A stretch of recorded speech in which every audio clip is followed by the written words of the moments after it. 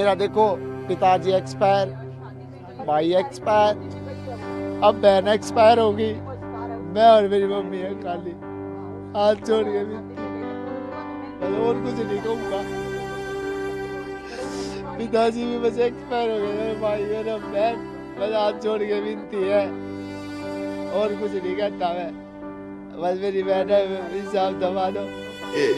Congress party में आज के बाद तू है, अब तक एक बंदा भी नहीं आया, उनके लिए 10 साल काम किया। देखो, पुलिस को सूचना मिली थी, पुलिस मौके पे पहुंची थी, वहां एक सफारी का बैग था, उसके अंदर से डेड बॉडी वो मिली थी।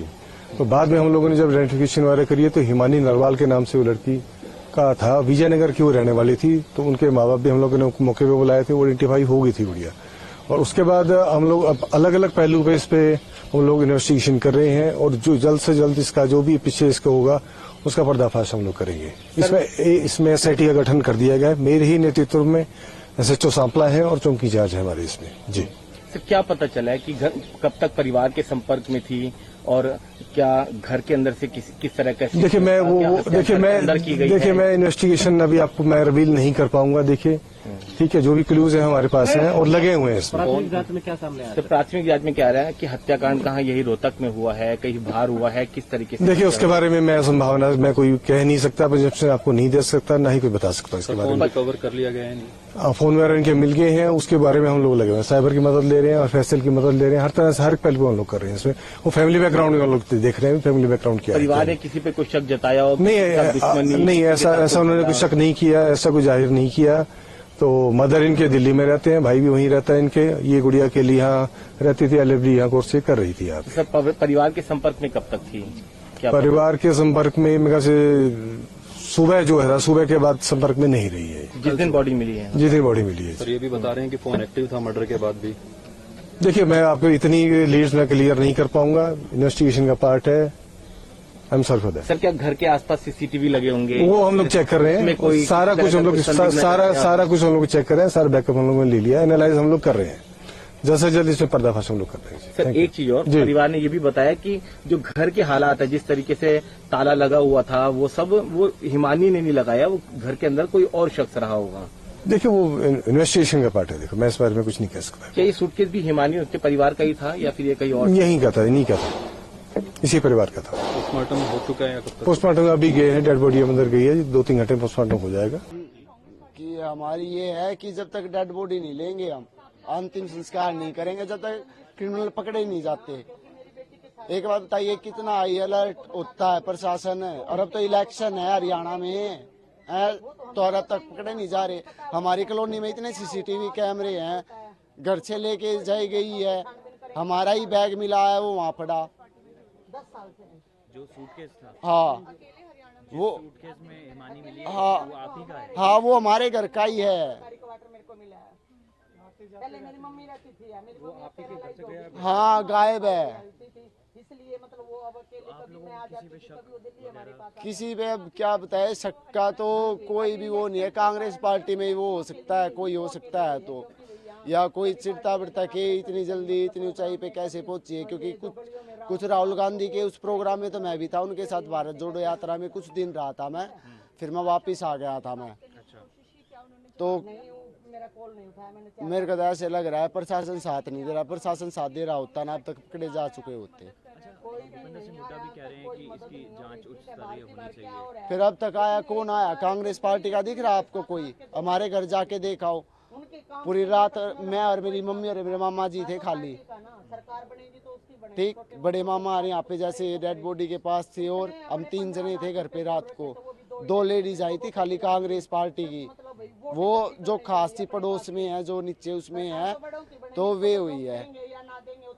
बस 2 लेडीज आई थी हमारे घर पे शाम को, अब तक कोई एक आदमी भी नहीं आया कांग्रेस पार्टी का। आशा हुड्डा के पास फोन किया, फोन भी नहीं उठाया गया है। मेरी मम्मी के नंबर से फोन किया था आशा हुड्डा के पास, फोन भी नहीं उठाया आशा हुड्डा। कब से कांग्रेस से जुड़ी थी? 10 साल हो गए थे। 10 साल से। हाँ, कोई पद भी था जिले में? है जिले में उनको, उसको इतना तो पहले तो हरियाणा कल्चर की हेड थी और फिर उनको युवा कि लेडीज उसकी पद मिला हुआ था, मेरे को इतना नहीं पता है। हाँ, मेरे को इतना नहीं पता है। हाँ, BSc करके MBA करके और फिर अब लॉ कर रही थी 2 साल। हाँ, वैसे से ही। किसी के काम को कोई नहीं देखता। अच्छा, यहाँ जो मकान है आपका रोहतक में, हाँ। अकेली रहती थी? है, हाँ, अकेली रहती थी यहाँ पे। जैसे दूसरी विजयनगर में हमारा है, शिवाजी कॉलोनी में नाना जी नाना मामा रहते हैं। कभी कभी मम्मी यहाँ पे आ जाती, वो वहाँ पे चली जाती, जैसे 10-15 दिन में, क्योंकि उसका कॉलेज होता था यहाँ पे, पार्टी ऑफिस में भी आना जाना होता था, इसलिए। तो हम तो कहते थे वहाँ रह ले, वहाँ पे फ्लैट रहे, बोले यहाँ पर खाली रहोगा, मम्मी मेरी पढ़ाई खत्म होगी। वो मतलब तेरे को पढ़ना उतना पढ़, उसकी ख्वाहिश थी, उतना पढ़ी वो। हिमानी नरवाल, जिसकी उम्र 22 साल थी, कांग्रेस के एक्टिव कार्यकर्ता बताई जा रही थी और भारत जोड़ो यात्रा में राहुल गांधी के साथ देखी भी गई थी, उसकी फोटो भी थी। उसकी हत्या कर दी जाती है और उसके बाद शव को हरियाणा के रोहतक में फेंक दिया जाता है। ठीक उसी जगह पर हम मौजूद हैं। ये हरियाणा के रोहतक का सांपला बस स्टैंड का एरिया है और यहाँ आप जो देख रहे हैं जगह, इसी जगह पर कल पुलिस को एक सूटकेस मिला था और सूटकेस के अंदर एक शव था जो कि हिमानी नरवाल का बताया जा रहा है। इसी जगह पर जब राहगीरों ने एक सूटकेस देखा तो उसकी सूचना यहाँ पर पुलिस को दी और जब पुलिस पहुंची तो इसी डिब्बे के सामने जो है यहाँ पर वो सूटकेस पड़ा हुआ था और पुलिस जब सूटकेस को खोली और उसके अंदर जब देखा तो उसके अंदर एक बॉडी थी जो कि बाद में पता चला कि हिमानी नरवाल की थी, जो कि कांग्रेस की एक्टिव कार्यकर्ता थी। शाम में जब जांच हुई, जब पता चला, उसके बाद कांग्रेस की तरफ से इस बात की पुष्टि भी की गई। जो स्थानीय विधायक थे उन्होंने पुष्टि की कि वो कांग्रेस की एक्टिव कार्यकर्ता थी। जांच जब शुरू हुई तो ये पता चला कि रोहतक में एक शादी में हिमानी गई हुई थी और 3 दिन से वो लापता थी, उसका कोई अता पता नहीं था, कोई खबर नहीं थी और यही कारण है कि कोई उससे कांटेक्ट नहीं कर पा रहा था। लेकिन शनिवार की सुबह जब यहाँ पर सूटकेस को देखा गया तब पुलिस को सूचना दी गई और तब पता चला कि ये यहाँ पर हिमानी को मारकर और उसके बाद जो शव है वो सूटकेस में डालकर रख दिया गया है। अब यहाँ के हालात को देखिए, यहाँ की जो डायरेक्शन है वो आपको बताते हैं। ये दरअसल जो पीछे का एरिया है ये सांपला बस स्टैंड है। मेरे ठीक पीछे जो बाउंड्री आप देख रहे हैं ये सांपला बस स्टैंड की बाउंड्री है और यहाँ से अगर आप सीधे देखेंगे तो ये देखिए यहाँ पर आपको ये जो रास्ता है ये एक नज़र आएगा। ये बस स्टैंड है और बस स्टैंड के ठीक सामने देखेंगे तो ये एक ओवरब्रिज है, एक आपको जो है हाईवे नज़र आएगा और ठीक इसके सामने यहाँ पर इस बॉडी को जानबूझकर फेंका गया था ताकि किसी को पता ना चले और सूटकेस में बॉडी रखा गया था ताकि कोई शिनाख्त ना कर पाए, किसी को जानकारी ना हो। लेकिन जब राहगीर यहाँ से आ रहे थे, जा रहे थे, जो दुकानदार थे, जब उनको इस बात की भनक लगी और उन्होंने पुलिस को बताया तो उसके बाद फिर ये पता चला कि उसके अंदर हिमानी नरवाल की जो डेड बॉडी है वो मौजूद है। गले के ऊपर बताया जा रहा है कि एक चुन्नी भी बांधी गई थी और इसके साथ साथ जो पैर है उसको भी घुटने के बल पे लपेट कर रखा गया था। शुरुआती जांच में ये भी पता चला है कि कुछ मारपीट भी हिमानी के साथ हुई थी और उसके बाद यहाँ पर मारकर शव को यहाँ पर लाकर डाल दिया गया था सूटकेस के अंदर। पुलिस मामले की जांच कर रही है, शव को पोस्टमार्टम के लिए भेज दिया गया है, पोस्टमार्टम हो रहा है, लेकिन अब तक ये साफ नहीं हो पाया कि आखिर हिमानी की हत्या किसने की। जांच अभी जारी है, देखना होगा क्या कुछ निकल के सामने आता है। सौमित्रों के साथ अभिषेक राज, टाइम्स, ताना भारत, रोहतक।